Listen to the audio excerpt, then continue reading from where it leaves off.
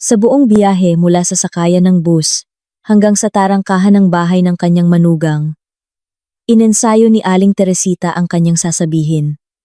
Ang mga salita ay kusa na lang nabubuo sa kanyang isipan, matatalim at tama. Naisip pa niya kung paano tatayo si Isabel sa may pintuan, na may mukhang nagkasala at nakayuko. Gaya ng dati. Kilala na ni Aling Teresita ang kanyang manugang sa loob ng 8 taon. Tahimik, masunurin, hindi tumatanggi, perpektong asawa para sa kanyang si Marco. Sa totoo lang, hindi gaanong mahusay, na may bahay sana mas masarap magluto, at mas maayos ang pag-aalaga sa apartment. At saka, lumapad ang katawan matapos manganak, pero ang mahalaga ay mabait, hindi kailanman sumasagot. Laging nakikinig, at tumatango, dahil dito. 4 na taon na ang nakalipas, nang magkaproblema si Aling Teresita sa kanyang loan. Hindi siya nag-atubiling lumapit sa kanyang manugang. Noon, itinaas ng bangko ang interes. Halos doble ang naging buwanang bayarin. At ang kanyang pensiyon ay halos hindi sapat para sa mga bayarin sa kuryente, tubig at gamot. Si Isabel ay nagtatrabaho bilang accountant sa isang kumpanya at malaki-laki ang sahod. Nakiusap si Aling Teresita na tulungan siya ng ilang 15,000 kada buwan para mabayaran ang loan. Hindi naman ito magtatagal. Sabi niya noon kay Marco, habang silang tatlo ay nakaupo sa kusina, 1 taon. Pinakamatagal na ang isa, at kalahating taon, hanggang sa maayos ko itong lintik na loan na to. Tahimik na tumango noon si Isabel. Hindi man lang nagtanong ng mga detalye, pumayag lang. Mabuti naman, lumipas ang 1 taon, tapos ang pangalawa, at ang pangatlo. Nabayaran na nga ni Aling Teresita ang loan, ngunit hindi niya itinigil ang pagtanggap ng buwanang padala. Bakit naman? Hindi masamang magkaroon ng dagdag na pera, lalo na't hindi naman tumututol ang kanyang manugang. Ipinapadala niya ito tuwing ika-15 ng buwan, parang relo. Ibig sabihin, kaya niya. Ibig sabihin, hindi niya ito pinanghihinayangan. Sa loob ng mga taong iyon, nasanay na si Aling Teresita, pinaplano niya ang kanyang mga gastusin dahil alam niyang may darating na padala sa kalagitnaan ng buwan. Nakakabili siya ng magagandang gamot, hindi yung mga pinakamura. Nakakapag-ipon din siya ng paunti-unti. Minsan, nakapagbakasyon siya sa isang resort. Matagal nang ipinapayo ng mga doktor na ipagamot niya ang kanyang mga kasukasuan. Noong nakaraang taon, nagpalit siya ng ref. Ang luma ay sira-sira na.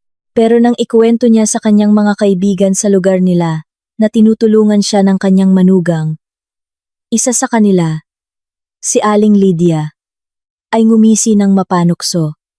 Tinutulungan ka o sinanay mo lang siyang buhayin ka?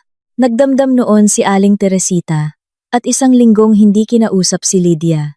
Anong pagbuhay? Tulong ito sa pamilya. Hindi ba't may karapatan ang isang ina na umasa ng suporta? Ang problema lang, nitong mga huling araw, naging kakaiba si Isabel.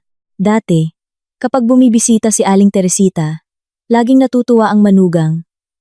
Nag-aasikaso, nagtitimpla ng kape, nagsisikap. Ngayon, malamig na ang pagtanggap niya, pilit ang ngiti, ayaw masyadong makipag-usap, iisang salita lang ang sagot, na parang nagmamadali, para umalis na ang kanyang biyenan.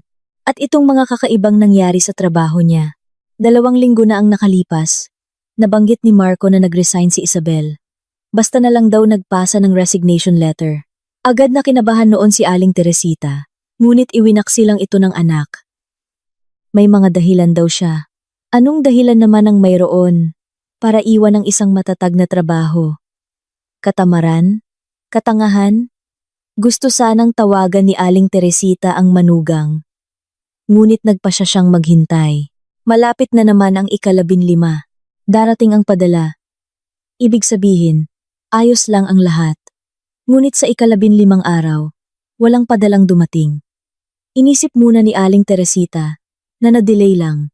Nangyayari naman iyon, naghintay siya ng 2 araw. Sa pangatlong araw, nag-text siya kay Isabel. Hindi mo ba nakalimutan? Dumating ang sagot makalipas ang 1 oras. Maikli, walang paliwanag. Tita Teresita, Wala na pong mga padala, yun lang. Walang paumanhin, walang dahilan. Hindi man lang nag-abalang tumawag para magpaliwanag ng maayos. 3 beses binasa ni Aling Teresita ang mensahe. Nararamdaman ang pag-init ng kanyang ulo. Walang utang na loob. 4 na taong tumulong. Tapos ngayon, ay bigla na lang puputulin. Hindi man lang kumonsulta. Siguro iniisip niya na ngayong wala na siyang trabaho. Pwede na siyang umasa sa asawa niya. Walang gagawin. At hayaan na lang ang biyenan na mag-isa. Tinawagan niya si Marco. Hindi agad sumagot ang anak. Pagod ang boses. Ma, nasa trabaho po ako. Anong nangyari? Marco, alam mo ba na itinigil na ni Isabel ang pagtulong sa akin? Isang sandaling katahimikan. Masyadong mahabang katahimikan. Opo, alam ko. At hindi mo man lang naisip na pag-usapan natin ito. Ma, desisyon po namin ni Isabel yon. Napagkasunduan na po namin. Desisyon ninyo? Lumakas ang boses ni Aling Teresita. Ibig sabihin, sinusuportahan mo ang kalokohan niyang yan? Ma, hindi po yan kalokohan. Nasa mahirap po kaming sitwasyon ngayon. Hindi na nagtatrabaho si Isabel. Kailangan naming ayusin ang aming mga gastusin. Pero ngayon, marami na siyang libreng oras. Nakaupo lang sa bahay. Walang ginagawa. Habang ang ina niya, bahala na sa sarili. Tama ba? Ma, hindi ko po mapag-usapan yan ngayon. May meeting po ako sa loob ng 5 minuto. Marco, pasensya na ma. Mamaya na lang po tayo mag-usap. Ibinaba niya ang telepono. Tinitigan ni Aling Teresita ang telepono at naramdaman ang galit na namumuo sa loob niya, sumisikip sa kanyang lalamunan. Kinampihan ng anak ang asawa, hindi man lang pinakinggan ang ina. Ipinagtanggol pa ang walang utang na loob na tamad na iyon. 3 araw naghintay si Aling Teresita na si Marco mismo ang tatawag para magpaliwanag. Ngunit hindi ito tumawag. Kaya nagpa siyang kumilos. Kinuha niya ang kanyang bag. Isinuot ang magandang bestida. Pinili ang oras na siguradong nasa trabaho si Marco at pumunta sa bahay ng manugang. Oras na para ilagay ang lahat sa ayos. Hindi agad bumukas ang pinto ng apartment. Pangalawang beses nang pinindot ni Aling Teresita ang doorbell. Mas mapilit na. Sa wakas, may mga yabag na narinig. At bumukas ang kandado. Nakatayo si Isabel sa may pintuan. Nakapambahay, maluwag na t-shirt, sweatpants, at ang buhok ay nakatali sa isang magulong ponytail. Walang makeup. Mukhang pagod at maputla. Nang makita ang biyenan, hindi siya ngumiti, hindi man lang nagpanggap na natutuwa. Tumango lang siya. Magandang hapon po, Tita Teresita. Magandang hapon. Papapasukin mo ba ako? Nag-alinlangan si Isabel ng 1 segundo, ngunit tumabi rin. Pumasok si Aling Teresita sa entrada. Hinubad ang kanyang coat. Tahimik itong kinuha ng manugang at isinabit sa hanger. Karaniwan, agad siyang nag-aalok ng kape, dinadala sa kusina at nangangamusta. Ngayon, nakatayo lang siya at naghihintay. Sa kusina tayo? Tanong ni Aling Teresita. Pilit na pinapakalma ang tono. Sige po. Dumaan sila sa sala. Tiningnan ni Aling Teresita ang apartment malinis, maayos. Ibig sabihin, hindi pa siya gaanong nagpapabaya. Sa coffee table, may isang tumpok ng mga papel, mga dokumento. Maayos din ang kusina. Maliban sa ilang hindi pa nahuhugasang tasa sa lababo. Hindi na nagpakulo ng tubig si Isabel. Umupo sa tapat ng biyenan. Ipinatong ang mga kamay sa mesa.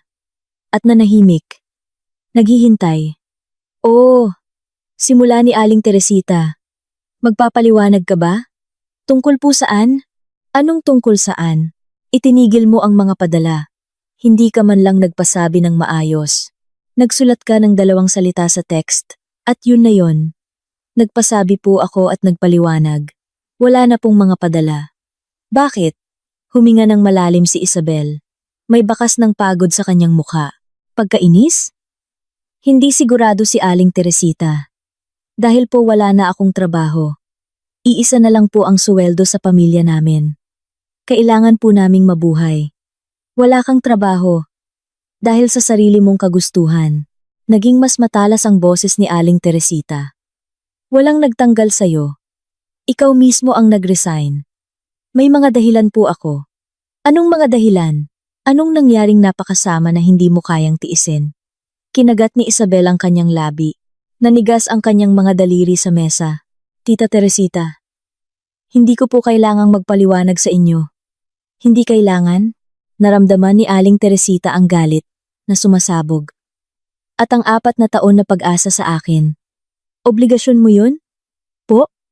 Oo, ganoon nga. 4 na taon ko kayong sinuportahan ni Marco. Tinulungan. Sa lahat ng bagay. At ngayon, dahil lang sa iniwan mo ang trabaho mo, agad mong naisip na tapos na ang mga obligasyon mo? Tahimik si Isabel. Nakatingin sa biyenan na parang ngayon lang siya nakita. May pagtataka sa kanyang mga mata. Tita Teresita, dahan-dahan niyang sinabi. Hindi ko po maintindihan ang sinasabi ninyo. Ang sinasabi ko? Na ibinigay ko ang buong buhay ko sa pamilya. Pinalaki ko si Marco mag-isa. Inilaan ko ang lahat sa kanya. Akala mo ba madali para sa akin? Nagtrabaho ako sa 2 trabaho. Baon sa utang. At nang magpakasal kayo, natuwa ako na sa wakas ay magkakaroon ng suporta ang anak ko, na magiging masaya siya, at masaya po siya. Mahinang sabi ni Isabel. Masaya? Sa asawang iniiwan ang trabaho, at nakatambay lang sa bahay. Sa asawang ayaw man lang tulungan ang nanay niya. Tumulong ako sa loob ng 4 na taon, bawat buwan, walang palya, aleb 720,000. Tita Teresita, hindi po yun tulong. Sumimangot si Aling Teresita. Ayaw niyang binibilang ng malakas ang pera. Hindi magandang pag-usapan ng pera. Tumulong ka dahil yun ang tama. Dahil ganoon ang ginagawa sa mga normal na pamilya. At ngayon ano? Nagpasya ka na tama na. Nabahala na ang nanay niya sa sarili niya. Nagpasya po ako na kailangan kong isipin ang sarili kong pamilya. Ang asawa ko. Ang anak ko. At ako. Hindi pamilya? Ibang tao ako? Ipinikit ni Isabel ang kanyang mga mata saglit. Nang imulat niya ito, may bago, may katigasan. Tita Teresita, ayoko po ng gulo. Pero hindi ko na po kayo mapapadalhan ng pera. Wala po akong trabaho. Kailangan naming mabuhay. Kung ganoon, magtrabaho ka. Hinampas ni Aling Teresita ang mesa. Anong pumipigil sa'yo? Ayaw mo sa dati mong trabaho. Maghanap ka ng bago. Pero wag kang aasa sa asawa mo. At talikuran ang mga obligasyon mo. Anong mga obligasyon po? Lumakas ang boses ni Isabel. Wala po akong utang sa inyo. Binigyan ko siya ng edukasyon. Ng propesyon. Dahil sa akin, siya, ang kung sino siya ngayon. At ikaw, na nakikinabang sa mga pinaghirapan ko. May lakas ng loob kang sabihin na wala kang utang? Tumayo si Isabel mula sa mesa. Lalo siyang namutla. Tita Teresita, sa tingin ko po, oras na para umalis kayo. Anong oras na? Hindi pa tayo tapos mag-usap. Tapos na po tayo. Wala na po akong sasabihin sa inyo. Tumayo rin si Aling Teresita, nakatingin pababa sa manugang. Mas matangkad siya kay Isabel. Naiintindihan mo ba ang ginagawa mo? Sinisira mo ang pamilya. Si Marco, mag-isang magtatrabaho. Kikita para sa lahat. Habang ikaw, nakahiga lang sa sofa. Akala mo ba magpapasalamat siya sa'yo? Alam po ni Marco ang lahat. Sinusuportahan niya ako. Ngayon, sinusuportahan ka niya. Pero kapag nakita niya kung sino ka talaga, kung gaano ka kamakasarili, walang utang na loob, sarili mo lang ang iniisip, matagal ko nang nakikita yan. Pero nanahimik lang ako. Ayaw kong masaktan ng anak ko. Pero ngayon, nakikita ko na, tama ako. Nakatayo si Isabel. Hindi gumagalaw. Nakakuyom ang mga kamao. Mabilis at putol-putol ang kanyang paghinga. Nakita ni Aling Teresita na tinamaan niya ito. Umalis na po kayo, bulong ni Isabel. Aalis ako, pero tandaan mo ang mga sinabi ko. Malalaman din ni Marco kung sino ang pinakasalan niya. At noon, Hindi niya natapos ang sasabihin. At ano po noon? Kakaiba ang tunog ng boses ni Isabel. Mahina, ngunit may bakal na himig na hindi pa narinig ni Aling Teresita dati. Iiwan niya ako. Didiborsiyuhin. Iiwan kasama ang anak namin? Hindi yan ang ibig kong sabihin. Hindi po. Ituloy po natin. Lumapit si Isabel. Hindi sinasadyang napaatras si Aling Teresita. Yan po mismo ang gusto ninyong sabihin. Na hindi ako karapat-dapat sa anak ninyo. Na nagkamali siya sa pagpapakasal sa akin. Isabel, wag ganyan. 8 taon. Tita Teresita, 8 taon. Naririnig ko yan. Hindi direkta. Siyempre. Magaling po kayong magbalot ng mga salita ninyo. Marco, anak, mas mabuting kumain ka ng sinigang. Hindi yung instant noodles na yan. Isabel, iha, hindi mo ba naisip mag-gym? Medyo lumapad ka yata pagkatapos mong manganak. Pagod na pagod si Marco sa trabaho. Tapos itong apartment, laging magulo. Gusto ko lang namang tumulong sa payo. Payo po? Ngumisi si Isabel. At walang nakakatuwa sa ngising iyon. Gusto ninyong ipakita sa akin ang lugar ko. Na hindi ako sapat. Na dapat akong magsikap pa. Maging mas mahusay. Mas perpekto. At nagsikap po ako. Alam nyo ba? Nagsikap po talaga ako. Binuksan ni Aling Teresita ang bibig para tumutol. Ngunit hindi siya binigyan ng pagkakataon ni Isabel. Nang humingi kayo ng tulong sa loan, pumayag po ako agad. Hindi man lang nag-isip. 15,000 kada buwan. Halos 1/4 po yun ang sahod ko noon. Pero inisip ko, syempre, nanay ni Marco to. Pamilya namin. Kailangang tulungan. At tumulong ka. 1 taon, sabi ninyo. Pinakamatagal na ang 1.5. Naaalala niyo po? Pero 4 na taon na ang lumipas. Nabayaran niyo ang loan pagkatapos ng 2 taon. Alam ko po, sinabi sa akin ni Marco. Pero nagpatuloy ang mga padala. Maliit lang ang pensyon ko. Ang pensyon niyo po ay 25,000. Dagdagan pa ng awen 15,000 ko. 40,000 para sa isang tao. Alam niyo po kung magkano ang natitira sa aming 3? Sa akin, kay Marco, at kay Sofia? As 50,000. 50,000 para sa isang pamilya na may 3 miyembro. Sa tingin niyo po ba normal yon? Naramdaman ni Aling Teresita na parang gumuho ang lupa sa ilalim ng kanyang mga paa. Hindi niya alam ang mga numerong iyon. Hindi niya inisip, malaki ang kita ni Marco. Laging may pera. Pero malaki naman ang sahod ni Marco. Ang sahod po ni Marco ay AU 50,000 bago ang tax, pagkatapos ng tax, AU 50,000. Ang sahod ko naman po ay napupunta sa upa ng apartment at 30,000 at sa mga padala ninyo at libak 6,000. Wala pong natitira sa akin, Tita Teresita, 0. Para sa sarili ko, sa damit, makeup, doktor, 0.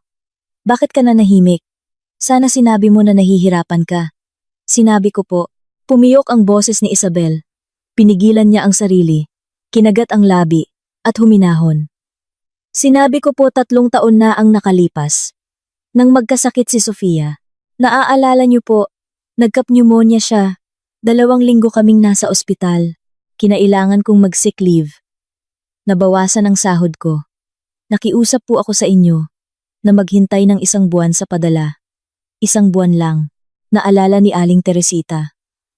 Malabo, pero naalala niya, tumawag nga si Isabel noon. May sinasabi tungkol sa ospital. At anong sinabi ko?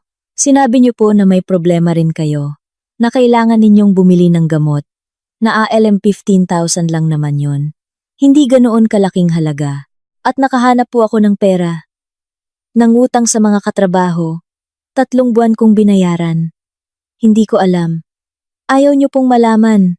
Nagniningning ang kanyang mga mata, ngunit walang luha. Tanging galit. Puro at malamig. Mas komportable po sa inyo na isipin na tumutulong lang ako. Na hindi ako nahihirapan. Nabaliwala lang sa akin ang perang yun. Hindi ka kailanman nagreklamo. Dahil natatakot po ako. Natatakot na baka isumbong niyo ako kay Marco. Nasabihin niyo sa kanya kung gaano akong kasamang asawa. na ayaw tulungan ang nanay niya. At maniniwala siya sa inyo, hindi sa akin. Gaya ng dati. Anong ibig mong sabihin na gaya ng dati? Tumahimik si Isabel, tumalikod sa bintana. Nanginginig ang kanyang mga balikat. Nang magsalita siyang muli, mas mahina ang kanyang boses. Ngunit hindi ito naging mas mababa ang bagsik. 2 taon na po ang nakalipas. Naaalala nyo? Dumating kayo para sa Pasko? 3 araw po akong naghanda. Mga salad, lechon, dessert. Lahat mula sa simula. Gusto kong magustuhan ninyo. At umupo kayo sa mesa. Tinikman ang macaroni salad at sinabing, kakaiba ang lasa. Isabel, sigurado kang hindi mo napagkamalan ang mga sangkap? Sumimangot si Aling Teresita. Oo nga, may sinabi siyang ganoon. Kakaiba nga naman talaga ang lasa ng salad. Tumawa si Marco noon.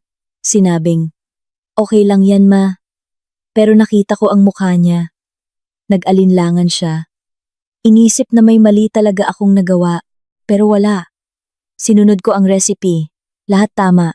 Hindi nyo lang po nagustuhan. Pero hindi ninyo sinabing. Hindi ko lang gusto. Kinuwestiyon nyo po ang kakayahan ko. Diyos ko. Dahil lang sa salad? Hindi po dahil sa salad.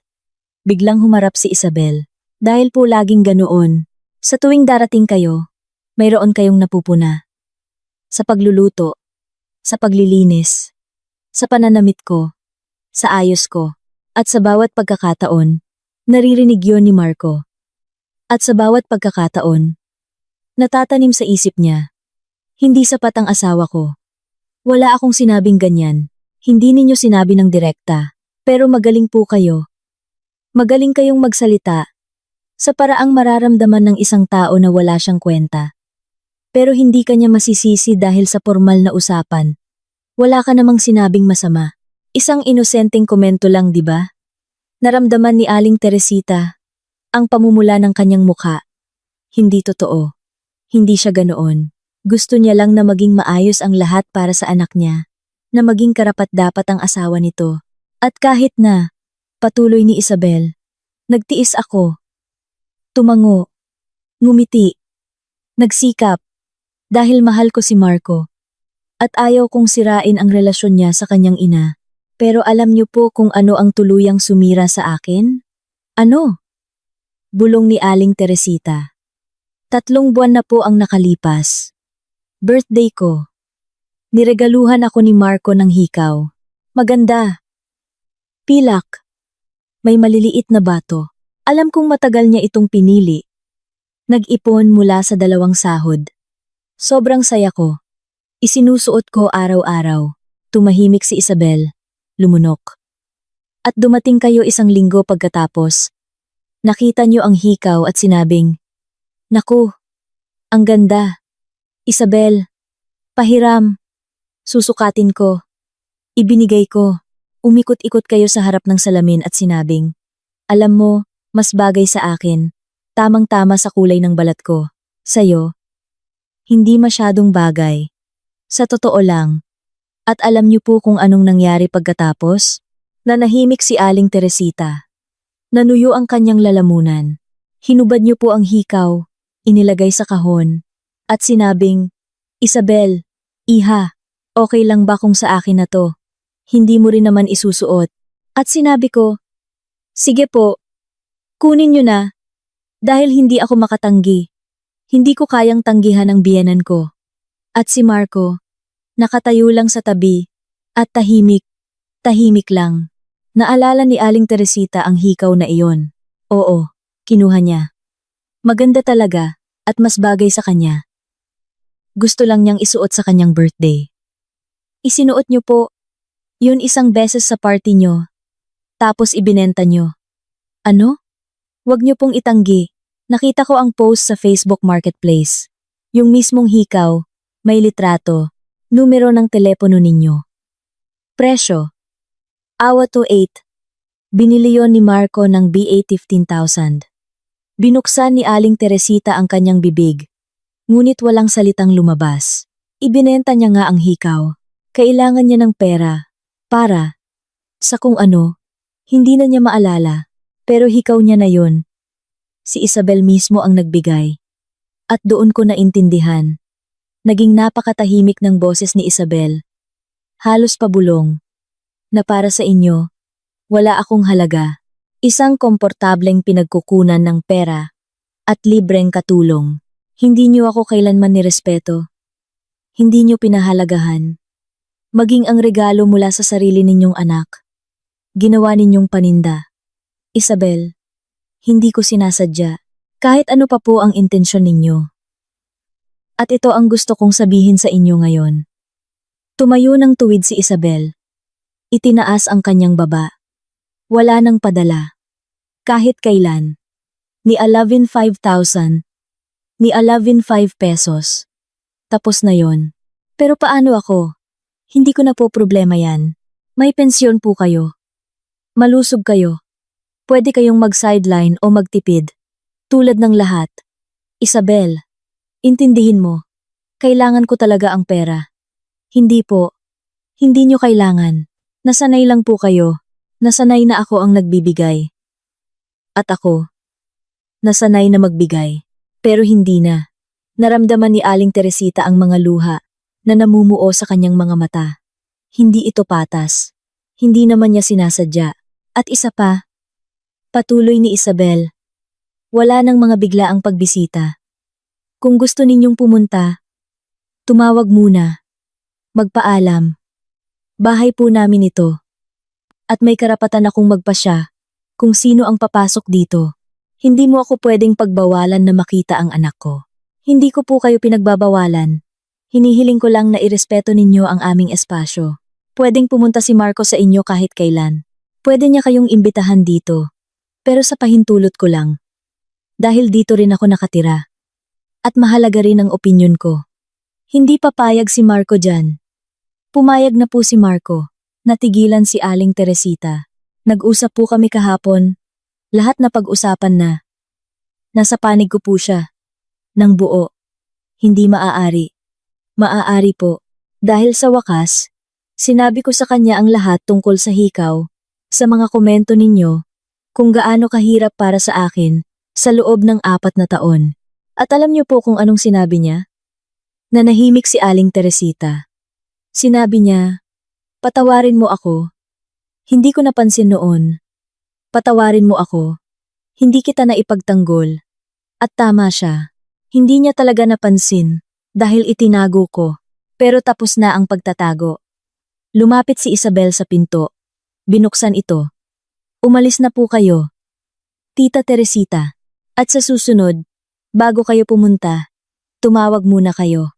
Tumayo si Aling Teresita. Nanginginig ang mga binti.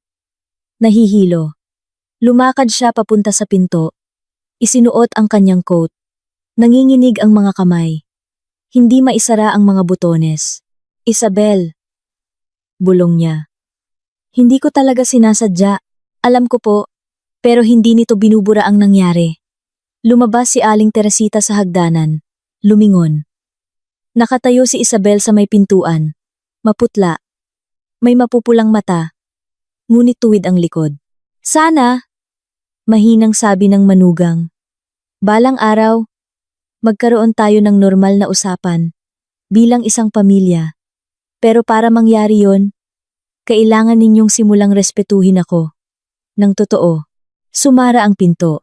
Dahan-dahang bumaba si Aling Teresita sa hagdan. Nakahawak sa rehas. Kumakabog ang kanyang dibdib. Malabo ang kanyang paningin. Ang mga salita ni Isabel ay umuulit-ulit sa kanyang isipan. Sumasakit sa kung saang parte ng kanyang dibdib. Lumabas siya sa kalye.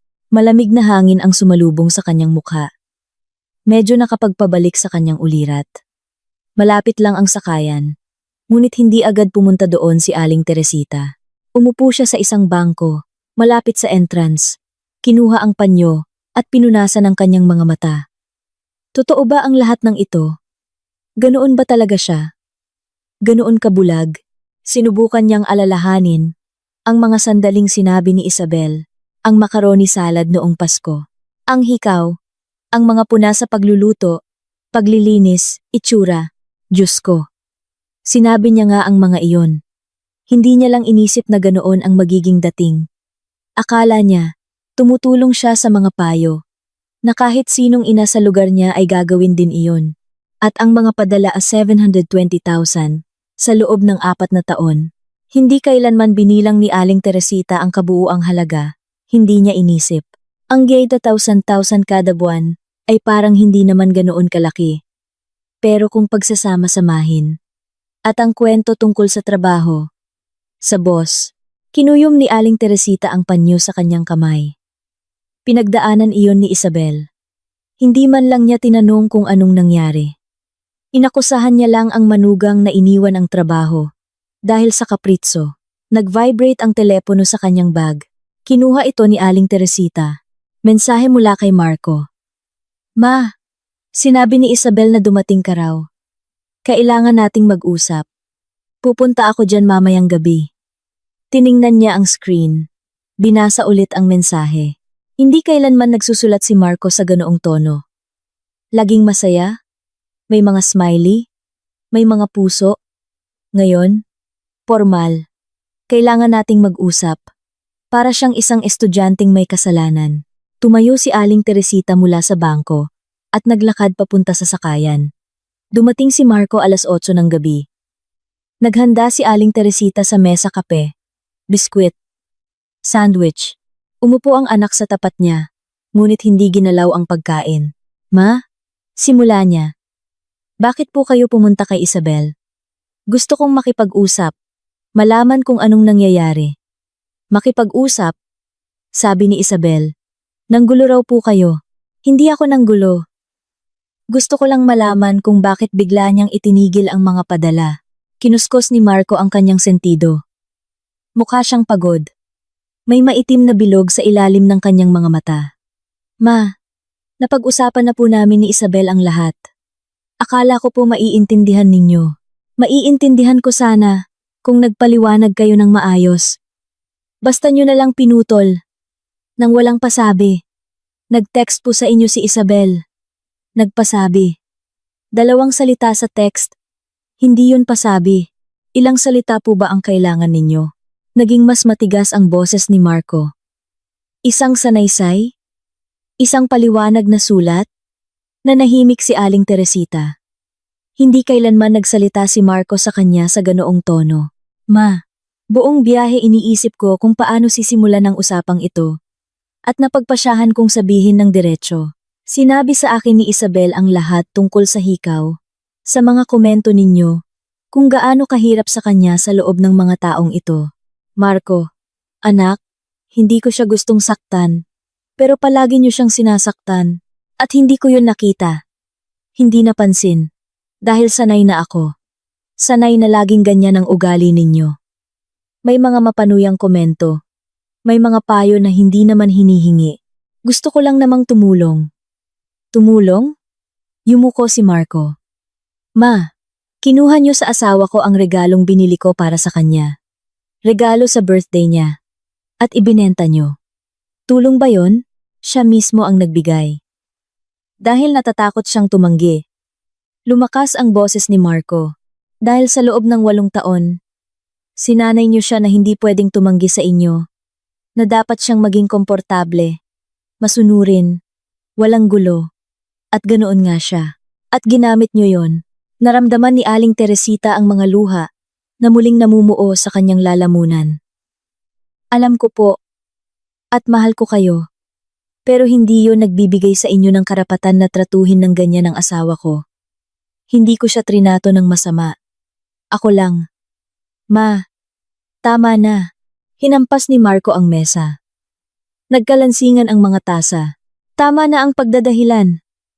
Tama na ang pagpapanggap na wala kayong naiintindihan. Matalino kayong babae.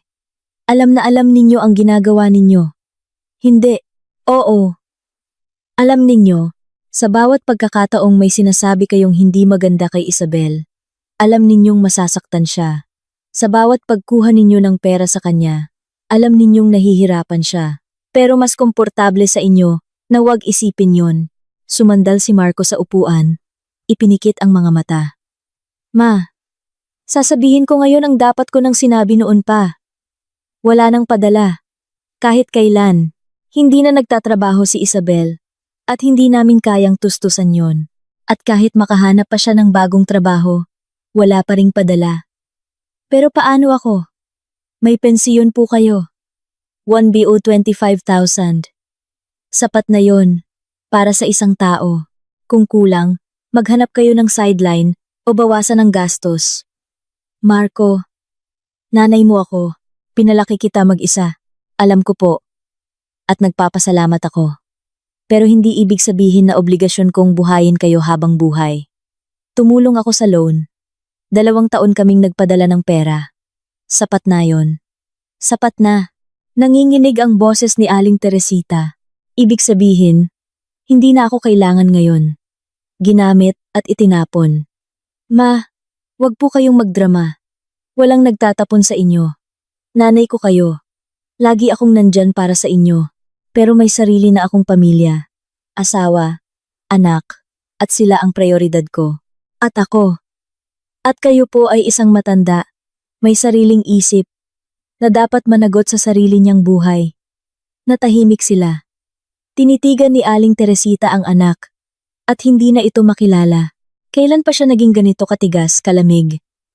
At isa pa, patuloy ni Marco. Wala nang mga bigla ang pagbisita. Kung gusto ninyong pumunta, tumawag muna kayo. Magtanong kung pwede. Pinagbabawalan mo akong makita ang apo ko? Hindi ko po kayo pinagbabawalan. Hinihiling ko lang na irespeto ninyo ang aming espasyo. Ito ang aming bahay, aming teritoryo, at may karapatan kaming magpasya kung kailan at sino ang iimbitahan. Tumayo si Aling Teresita mula sa mesa, lumapit sa bintana, dumidilim na sa labas. Nagsisimula ng umilaw ang mga bintana sa mga kalapit na bahay. Ibig sabihin, tapos na. Hindi na ako kailangan. Ma, heto na naman po kayo. Hindi, naintindihan ko. Lumingon si Aling Teresita. Naintindihan ko ng mabuti. Habang may pakinabang ako. Kailangan ako. At ngayong wala na. Naririnig niyo po ba ang sarili ninyo? Hindi ko sinasabing hindi kayo kailangan. Sinasabi kong kailangan nating baguhin ang paraan ng ating pakikitungo. Para maging komportable ang lahat. Komportable para kay Isabel? Yun ang gusto mong sabihin? Opo, komportable para kay Isabel. Dahil 8 taon siyang nagtiis ng hindi komportable para sa inyo. At nararapat lang na ngayon ay siya naman ang isipin. Kinuha ni Marco ang kanyang jacket. Ma, sana pag-isipan ninyong mabuti ang lahat. At maintindihan na kami ang tama. Sa ngayon, kailangan natin ng espasyo. Espasyo? Opo, 1 buwan. Hindi tayo mag-uusap sa loob ng 1 buwan. Para huminahon ang lahat. Mag-isip kayo. Kami rin. Seryoso ka? Seryosong seryoso. Binuksan ni Marco ang pinto. Tatawag ako pagkatapos ng 1 buwan. Mag-uusap tayo ng mahinahon. Baka sakaling makapagsimula tayo ulit. At kung ayaw kong maghintay ng 1 buwan. Lumingon si Marco. Tinitigan ng ina.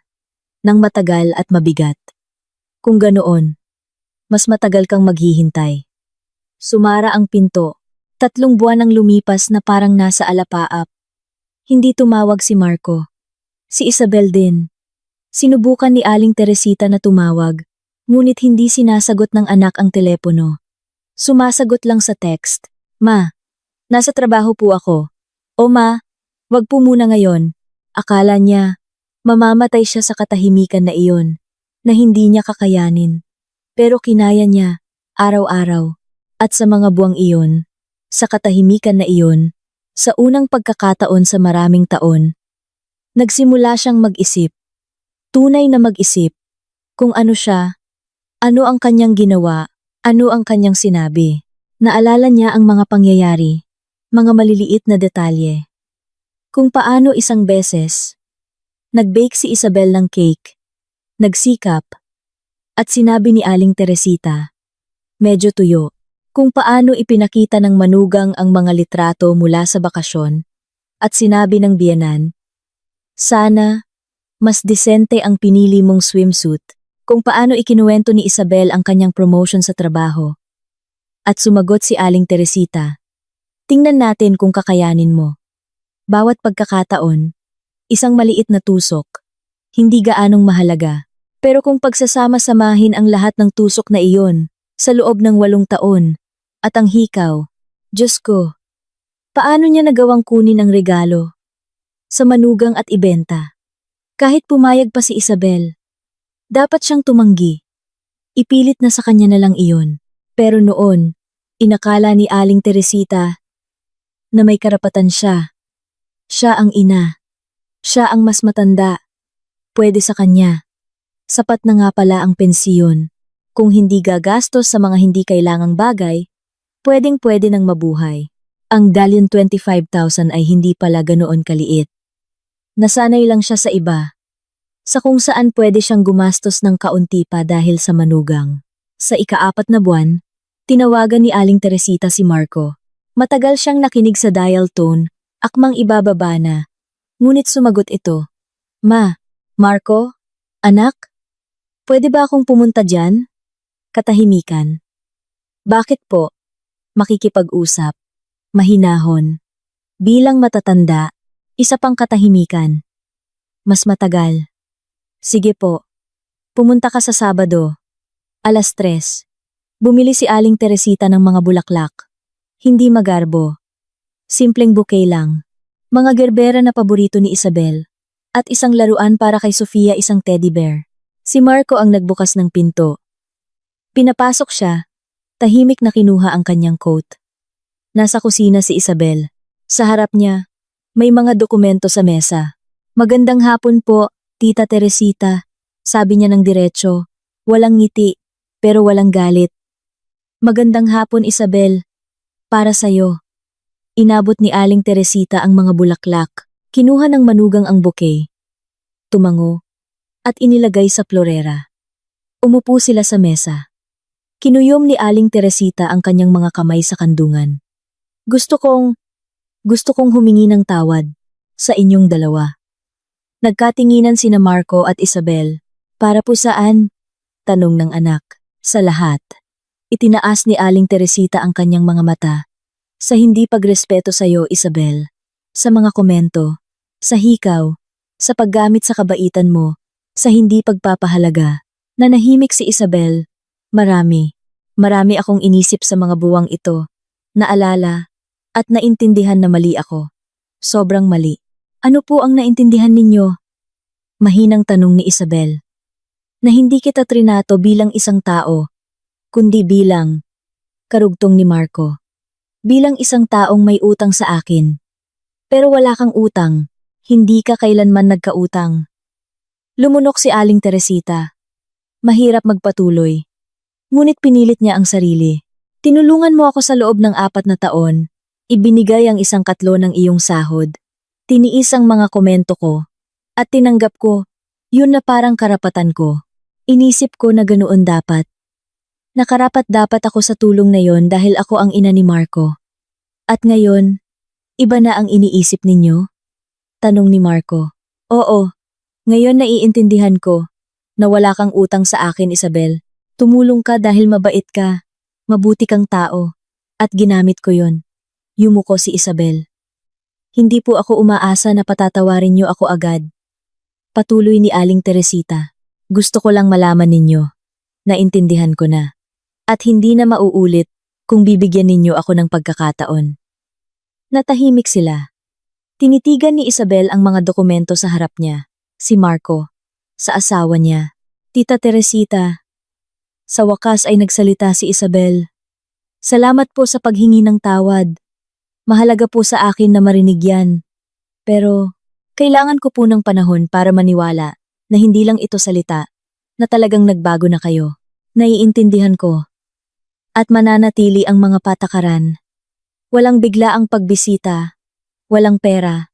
Walang mga payo na hindi namin hinihingi. Sumasang-ayon ako. Tumingin si Isabel kay Marco. Tumango ito. Sige, kung ganoon, subukan natin. Dahan-dahan. Unti-unti. Huminga ng maluwag si Aling Teresita. Sa unang pagkakataon sa loob ng 4 na buwan, naramdaman niyang makahinga siya. Nang maluwag. Salamat. Darating si Sofia mamayang kalahating oras. Galing sa daycare, sabi ni Marco. Gusto mong maghintay? Pwede ba? Pwede. Lumipas ang isa pang taon. Isang mabagal, hindi madaling taon. Natutong manahimik si Aling Teresita kapag gusto niyang magpayo. Natutong magpaalam bago pumunta. Natutong irespeto ang mga hangganan. Nakahanap si Isabel ng bagong trabaho. Remote. Para mas maraming oras sa kanyang anak. Mas mababa ang sahod kaysa sa dati. Ngunit payapa at malusog ang kapaligiran. Nagkikita sila minsan sa isang buwan. Minsan, si Aling Teresita ang pumupunta sa kanila. Minsan, sila ang nagdadala kay Sofia sa kanya. Maingat ang mga usapan. Magalang. Walang tensyon na tulad ng dati. Ngunit wala rin ang dating pagiging malapit. Isang araw, sa huling bahagi ng taglagas, si Isabel mismo ang tumawag sa biyenan. Tita Teresita, may maliit po kaming selebrasyon sa Sabado. 5 taon na po si Sofia. Gusto naming i-celebrate sa bahay, pamilya lang. Makakapunta po ba kayo? Siyempre. Salamat sa pag-imbita. Sa party, tahimik lang si Aling Teresita. Nakikipaglaro sa apo, tumutulong sa paghahanda sa mesa. Nang ihain ni Isabel ang cake, na siya mismo ang nag-bake, tinikman ito ng biyenan at sinabing, "Ang sarap, Isabel." Sobrang sarap. At nakita niya kung paano ngumiti ang manugang. Nang totoo, sa gabi, nang tulog na si Sofia, at lumabas si Marco, para magtapon ng basura. Naiwan sina Isabel, at Aling Teresita sa kusina. "Alam niyo po," sabi ni Isabel, habang inilalagay ang mga maruruming plato sa dishwasher. "Masaya po ako na dumating kayo. Masaya rin ako na inimbitan niyo ako. Nakikita ko po na nagsisikap kayo. Mahalaga po yun." Tumango si Aling Teresita. "Gusto kong maging mabuting lola, para kay Sofia, at mabuting biyenan para sayo." Tumuwid si Isabel. Tinitigan si Aling Teresita ng matagal. "Kung ganoon, may pag-asa po tayong bumuo ng normal na relasyon. Isang malusog na relasyon. Gusto ko yan." "Ako rin po." Inabot ni Isabel ang kanyang kamay. Kinuha ito ni Aling Teresita. Nagkamayan sila. Mahigpit. Bilang mga matatanda, mahaba pa ang lalakbayin. Hindi bumabalik ang tiwala sa isang araw. Ngunit sa sandaling iyon, nakatayo sa kusina, magkahawak kamay, naintindihan ng dalawang babae, na sulit ang paglalakbay na ito. Dahil ang pamilya ay hindi tungkol sa utang na loob, hindi tungkol sa mga obligasyon, ang pamilya ay tungkol sa pagpili. Pagpili na manatili sa tabi, pagpili na rumespeto, pagpili na magbago, kahit na mahirap, at ginawa nila ang pagpiling iyon. Salamat sa pakikinig. Hanggang sa dulo. Kung naging interesante para sa inyo ang kwento, mag-subscribe sa channel at mag-like para hindi ninyo makaligtaan ang mga bagong video.